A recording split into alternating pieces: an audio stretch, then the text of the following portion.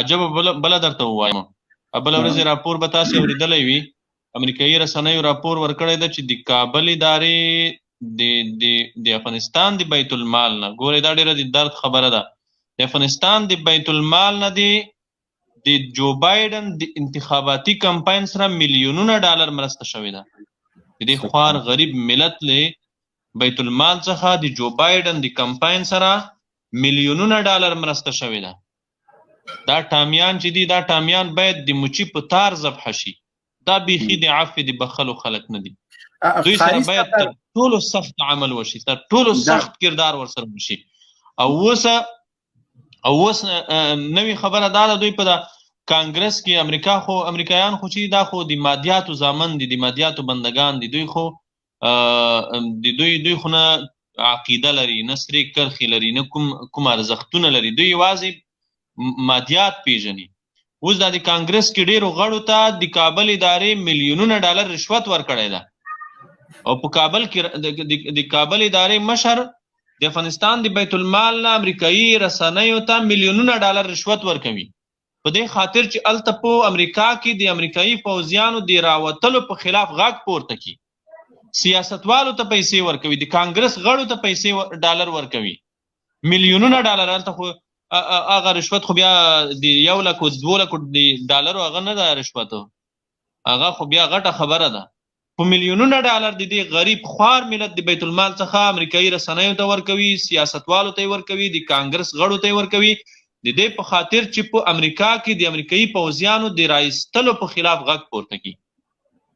او دا بیا وایي چې موږ سره طالبان خبرې نه کوي، او طالبان موږ په رسمیت نه پیژني، طالبان د موږ سره یو ځای حکومت جوړ کړي. یو نوی کوډ دغه کلک وضاحت وکړي د غلا روبین صاحب دا د یو نوی کوډ نه خو چې کوم شی دوی اخلي، غني ټامي د ځان لپاره ځانګړی کړی ده، او د ټول وزارت دا په د وزارت کې د وزارت یا د قانون دا دوی چې کوم قانون جوړ کړی ده، د هغې قانون مطابق یو شخصي دیکتاتوري ده جوړه کړې ده. دا یو ډارن دیکتاتور ده.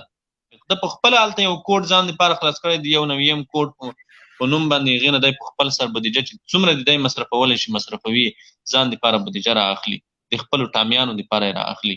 او تاسې ولیدل چې یو ټامي د کال په میلیونونه افغانۍ یوازې د دسترخوان دي، په میلیونونه افغانۍ یوازې د کور کرایه ده، په میلیونونه افغانۍ د بهر د خارج ته د تګ د سفر دي. دا شرابیان، دا کبابیان، دا زناکاران او فحاشان چې دي، دا د دې ملت په سرمایه دومره پیسې ویستلې دي، داودزی شو، دغه نور غلې، دا معمولي خلک دي.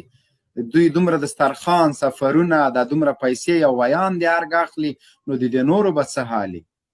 او دا خې ګوره د ټیټي سویې خلک دي. هغه رولاګۍ چې شی اخلي، یا د رولاګۍ غیر چاپیره د هغې خیخان چې دي، د غني خیخان، دا چې شی اخلي هغه ډېره بشمیر. ما درته وویل چې یو څوک چې دومره د دې خاورې، د دې ملت، د دې ولس دشمن ده، چې د دې خوار ملت، د دې غریب ملت له بیت المال څخه جو بایډن انتخاباتي کمپاین ته میلیونونه ډالر لیږي. ګوره د امریکا په انتخاباتي کمپاینونو کې هغه میلیاردران دي، هغه فیوډالان دي.